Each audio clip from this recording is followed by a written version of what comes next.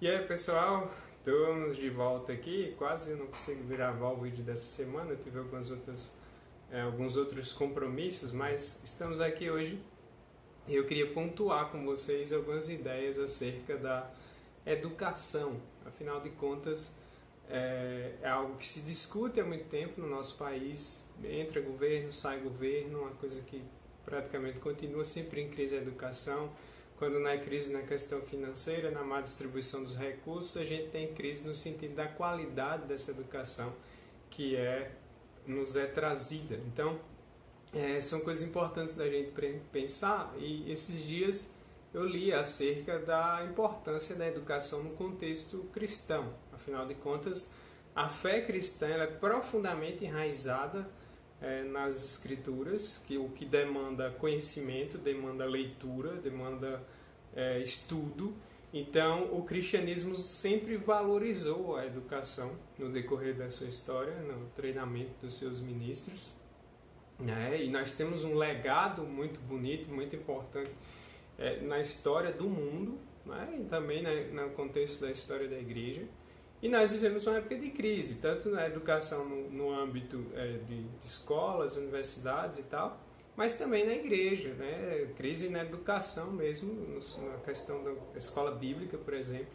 Já existem um monte de igrejas que não têm mais escola bíblica, não priorizam mais o ensino da palavra às pessoas, o que é um regresso muito grande por conta da história que temos, daquilo que foi construído, daquilo que foi incentivado pelos irmãos do passado. Então é importante a gente pensar e resgatar essas questões.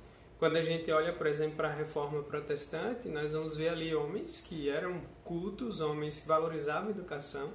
A gente olha, por exemplo, para as figuras de Calvino e Lutero, que valorizavam bastante a criação de escolas, a criação também de universidades. Lutero, é a partir de Lutero que nós vamos ter a questão do ensino público, né? Lutero aconselhou os reis ali na Alemanha, as autoridades, a criar um ensino público de qualidade, que todos pudessem ter acesso, para que isso fizesse com que a população tivesse acesso às escrituras, a poder ler a Bíblia. Imagine como você evangelizar pessoas, falar sobre Deus, se elas não sabiam ler. Ou do que adiantava você traduzir a Bíblia para a língua nativa e ninguém sabia como ler as escrituras. Então eles foram muito sábios, muito felizes em incentivar a educação. Lutero era doutor em teologia, tinha um conhecimento muito amplo, escreveu bastante, deixou um legado na história, por ser também, ele acaba sendo a figura mais conhecida, mais destacada da Reforma Protestante. Aí vem a figura de Philip Melanchthon, que também era um homem extremamente intelectual, muito voltado para a questão do ensino, e fica famoso. Então eles são figuras históricas e que marcam ali a questão da educação na Alemanha. Até hoje eles são lembrados. A gente olha para Calvino ali em Genebra, ele vai fundar ali a Academia de Genebra, que se torna uma referência depois para as universidades europeias, e deixou ali uma marca muito importante. Hoje Genebra é um local conhecido e que tem um nível cultural, educacional muito bom. Isso tem a ver com o legado da reforma, a influência ali acabou se espalhando em todas as áreas. A gente olha, por exemplo, o pai da didática moderna, o Comênios, que é estudado, é conhecido aí por quem faz pedagogia, principalmente, também deixa sua marca. E a gente olha também depois para a figura dos puritanos, né? Que eles tinham aversão à ignorância. No livro Santos do Mundo, do Huygens, ele fala sobre isso, é muito interessante. Então os puritanos eles tinham um problema com a questão do anti-intelectualismo. Essa tendência do anti-intelectualismo, ela ameaça a igreja, não é de hoje, é de muito tempo.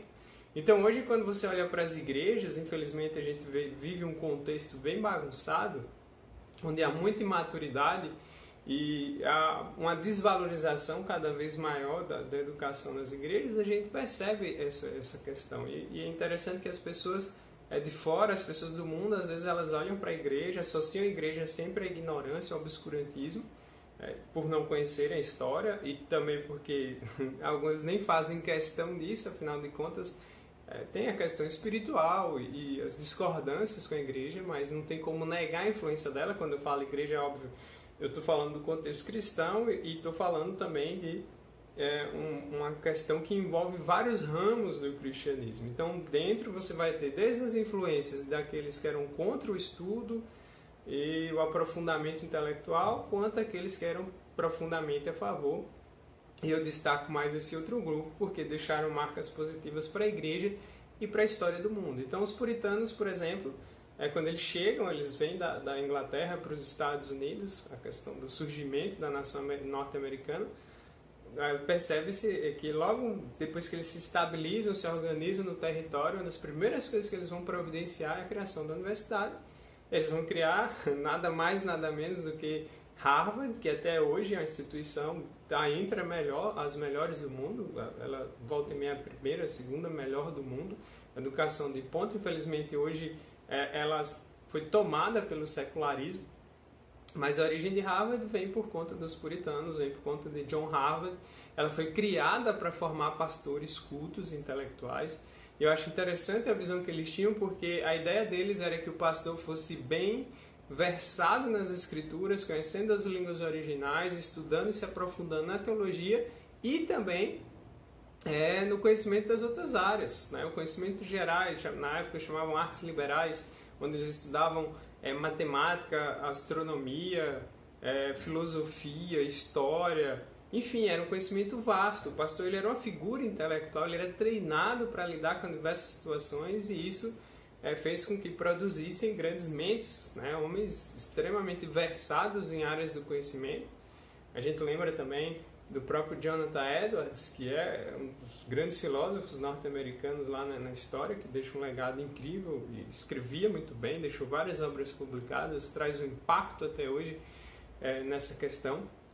E sempre foram homens que valorizaram o estudo, o conhecimento, porque eles entendiam que tudo foi criado por Deus e fomos criados também à imagem e semelhança dele, com a capacidade de pensar, de construir coisas, de criatividade, com inteligência, de organizando todas as coisas. Então, a educação estava focada nessa questão de você ir desvendando a criação e dominando a terra, como Gênesis vai colocar lá, construindo coisas, melhorando coisas, cidades, escolas. No século XIX, praticamente, as igrejas começam a pegar o costume de cada igreja, uma escola do lado. Hoje você tem muitas escolas batistas presbiterianas que têm uma marca na história, contribuições importantes também no nosso próprio país. Então, nós poderíamos citar aqui várias instituições que são cristãs e que deixam uma marca, né, importante aí. Então, quando você pensa hoje, as pessoas olham para a igreja às vezes e nos associam com ignorância. Primeiro, infelizmente, porque sabemos que alguns deixam isso, né, à mostra, e sempre existiu essa tendência dessas correntes anti-intelectuais dentro da igreja de demonizar o estudo ou conhecimento de outras ciências. E você tem também, obviamente, outro extremo, né, daquele grupo que valoriza tanto a questão acadêmica, intelectual, que acaba também se tornando um racionalista frio, o que é outro extremo ruim. Mas tirando os extremos, a ideia, o meio, é você ter a devoção ao Senhor, o amor ao Senhor, e ao mesmo tempo usando sua inteligência para a glória do Senhor. Afinal de contas, Ele nos criou para isso. Ele nos chama para estudar, para transformar e para melhorar as coisas. Então a gente vive num contexto difícil. Essa crise se reflete na igreja, se reflete na formação dos pastores, se reflete, infelizmente, em muitos seminários que estão em crise. O nível é muito baixo, é muito ruim. O treinamento deixa muito a desejar. E claro que o pastor não consiste só desse conhecimento especificamente, mas ele é fundamental porque uma das questões que o pastor tem que ter é estar apto a ensinar. E para isso precisa estudar. Então, a ideia é que ele cultive uma vida intelectual saudável, sabendo correlacionar a teologia com as várias outras áreas. A teologia ela é fascinante, é uma área que quando você se aprofunda, conhece mais sobre Deus e o quanto Deus capacita as coisas, ela dialoga com praticamente todas as áreas do conhecimento. Quando a gente vai aprofundar numa visão cristã de mundo, formando uma cosmovisão, a gente percebe, né, de como atuar na economia, na política, na educação e por aí vai. E aí a gente chega nessa atualidade brasileira, né, um contexto altamente polarizado, e a polarização já é um dos efeitos de uma educação não muito boa, porque a proposta nossa como cristãos deve ser fugir dessa polarização, sermos pacificadores, conciliadores, e não de entrarmos nesse jogo, porque no decorrer disso tudo, esquerda, direita, aquela coisa, uma galera boa que se diz de esquerda, mas não sabe o que é esquerda, ou que não sabe o que é direita, e que são extremamente apaixonados pelas suas ideologias. Então, uma boa educação, obviamente, idealmente, ela nos proporcionaria critérios melhores para que nós avaliássemos tudo ao nosso redor, inclusive as ideologias que surgem, especialmente no campo político. Então, a gente vê esses embates aí. Por isso que é muito importante os pais estarem atentos à educação dos seus filhos e agirem de maneira sábia. Algumas famílias cristãs elas optam, por exemplo, pelo homeschooling, que defende o direito de fazerem e é importante, mas obviamente sabemos que a maioria não faz assim, ou não opta por esse sistema, ainda é um grupo menor, mas devemos defender o direito dessas famílias de realizar a educação dos seus filhos, e isso é muito importante, seguindo todos os critérios. Então, o homeschooling é uma coisa séria, bem feita, já existe um monte de famílias que fazem isso, né? Crianças que dão um bom resultado e se organizam para isso, então devemos lutar para que esses amigos e até irmãos tenham esse direito de educar os seus filhos dessa forma, né? Existem muitas coisas positivas. Mas também tem as famílias que vão optar por colocarem seus filhos na escola comum, com isso também não pecam de maneira nenhuma, mas o importante é que os pais acompanhem o ensino dos filhos, porque sabemos que muitos pais querem terceirizar a educação dos seus filhos, jogam o filho na escola e acham que a escola tem a obrigação de fazer tudo, ele não acompanha nada e depois ele quer, sei lá, falar com relação às questões ideológicas que acontecem nas escolas. Então a ideia é que um pai cristão, uma mãe cristã, participe ativamente da educação do seu filho, mesmo que não seja um homeschooling, não lá e tal, mas o que é que ensina, o que é que você está aprendendo, como acompanhar, fortalecer ali a questão do lar e o acompanhamento e também a base do conhecimento das escrituras. Afinal, nós, graças a Deus, ainda temos a liberdade de poder educar nossos filhos segundo aquilo que nós cremos, o que é muito importante. Então, a educação nesse sentido é importante os pais participarem, estarem ativos e estarem atentos a tudo aquilo que é ensinado. Senão depois você não pode reclamar, meu filho está sendo doutrinado por ideologia A, B, mas se você não participa, não ajuda, não se interessa, não pesquisa, não olha, você acaba também tendo uma certa parcela de culpa, né? Por isso é muito importante fortalecer a base e fortalecer também a educação no contexto da igreja. Escolas bíblicas melhores, com preparo melhor dos professores, com a boa bibliografia, com aulas bem organizadas, trabalhando as dúvidas das pessoas e mostrando o quanto a fé cristã ela é sólida, bem construída e tem toda uma raiz e uma tradição que envolve todas as áreas da nossa vida de maneira coerente e sábia. E, por fim, a gente vê que no contexto nosso também tem muita questão ideológica, por exemplo, do marxismo, né? Claro que como cristãos nós não podemos fechar com nenhuma ideologia, seja ela dita de direita ou de esquerda, né? O marxismo ele tem a sua construção ali, mas o que se percebe nesses debates é que muitas pessoas não sabem direito o que é, não sabem conceituar, por exemplo, a questão do marxismo cultural. Se fala muito nas igrejas, muitos pregadores, muitos pastores, olha, marxismo cultural e é todo um plano de dominar as escolas e as mentes dos nossos filhos, aquela coisa, acabou, vamos dizer, se casando um pouco com a questão das teorias da conspiração, como se houvesse uma conspiração de tentar sorrateiramente mexer com a mente das pessoas, lembrando que para se ter uma conspiração tem que ser algo secreto, em segredo, e não é o caso. Né? E quando a gente olha para a questão do marxismo cultural, é muito importante a gente conhecer o conceito, porque no debate público, se você fala o conceito errado, você automaticamente já acaba já falando uma coisa que não tem nada a ver. Então, óbvio, existem ideologias, inclusive com a pegada marxista, que são muito nocivas e que nós discordamos, com certeza existe.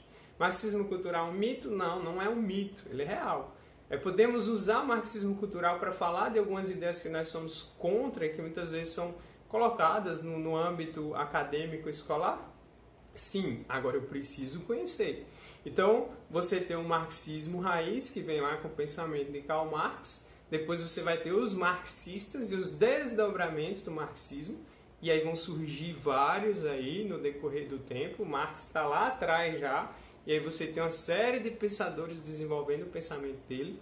No contexto, muitas pessoas falam na escola de Frankfurt, e às vezes nunca leram, nem analisaram, mas eles tinham sim uma influência marxista, mas eles já vão além do marxismo, colocando outros ingredientes aí nesse caldeirão e formulando seus pensamentos, e não eram escondidos, eram públicos. Os livros deles, qualquer um de nós pode ter acesso hoje com a internet, você pode comprar, você pode ler, na universidade muitas vezes tem que ler, mas quando a gente vai olhar bem, e eu falo porque conheço um pouco de um contexto acadêmico fora da teologia, minha segunda graduação que eu estou finalizando a história, a gente não vê aquela questão do marxismo pesado, uma tentativa de formar a nossa mente. Claro que você tem professores das mais variadas linhas, com as mais variadas afinidades políticas, mas não há ali um sentido doutrinário necessariamente, embora se percebe que o pensamento esquerdo ele é mais predominante, sim, nas academias, e isso qualquer um que passe por lá e seja honesto vai perceber que de fato existe isso. Então é necessário a gente fortalecer o debate e vamos dizer, mostrar as ideias opostas dentro dessas questões. Então muitos crentes usam a palavra marxismo cultural quase como um slogan de inimizade política. Tudo aquilo que eu não concordo, ou que eu não acho que seja de direita, olha o marxismo cultural. Então existem várias outras ideologias mais nocivas, que são extremamente ruins no meio acadêmico e formam a mente dos nossos jovens. Né? Você vai ter figuras como Foucault, filósofos dessa posição, por exemplo, a Judith Butler. Quem gosta de falar muito sobre esse quesito é o Pedro Dutti, né? Um teólogo muito bom, recomendo muito, pastor presbiteriano, que é dessa área da filosofia, ele fala muito sobre isso. E já no meu campo também da história, a gente vê a questão do historicismo. Então você tem outras ideias que são muito mais perniciosas do que necessariamente o marxismo e que fica despercebido, né? E quando você está ali num debate, porque quando você fala em marxismo cultural, até se você for analisar esse contexto, a gente acaba voltando aos anos 80, né? Aquele período que era mais acirrado, essas questões ideológicas, a igreja começa a discutir mais isso agora, quando você tem várias outras ideias que são muito mais nocivas no sentido intelectual de formar a mente das pessoas e passam despercebidas por uma falta de conhecimento. Então a gente precisa priorizar a educação, a gente precisa estudar mais, a gente precisa usar o cérebro que Deus nos deu, a gente precisa ter uma construção séria intelectual, conhecendo os conceitos, as obras, os pensadores, os contextos, para que a gente fale melhor, para que a gente aborde melhor, para que a gente critique melhor, e não se torne apenas massa de manobra, porque hoje em dia a gente percebe que muitos políticos olham ali para o movimento evangélico e dominam do jeito que quer. Por como eles fazem isso? Eles sabem que o meio evangélico eles vão usar sempre os jargões Deus, família e tal, e com isso acaba comprando a simpatia desses grupos, e esses grupos não percebem ali todo o jogo do poder que está por trás, justamente por lhes faltar um critério mais bem construído que vem de uma boa educação. E, portanto, nós como cristãos temos uma herança maravilhosa nesse campo. Temos muito que contribuir, mas é necessário arregaçar as mangas e botar a cachola para funcionar e pesquisar e aprender e crescer e melhorar. Então, claro, meus vídeos nunca são no sentido de aprofundar totalmente uma questão, até no sentido de praticidade e tal para todos nós, mas se você gostou, obviamente, curte aí, né? Compartilhe também. Você pode comentar, dizer o que você pensa, se você concorda, se você discorda, obviamente desde que seja de maneira respeitosa, né? E nós devemos parar para pensar mais, investir mais, pensar melhor como igreja, porque nós não podemos ficar sendo rotulados a político A ou B, mas nós devemos sempre estar com a bandeira de Cristo hasteada, usando a inteligência que Ele nos deu para a glória dEle, mas de maneira mais coerente. Vamos ser perseguidos de toda forma, a Bíblia é muito clara com relação a isso, mas que sejamos perseguidos por uma coisa certa, boa e justa, e não por sermos, de fato, errados nas nossas avaliações e nas nossas falas. Então, que Deus abençoe, até o próximo, se Deus quiser. E mais uma vez eu reforço, curte, compartilha, né, ajuda aí, se inscreva se você ainda não é inscrito. Um abraço, até mais vídeo.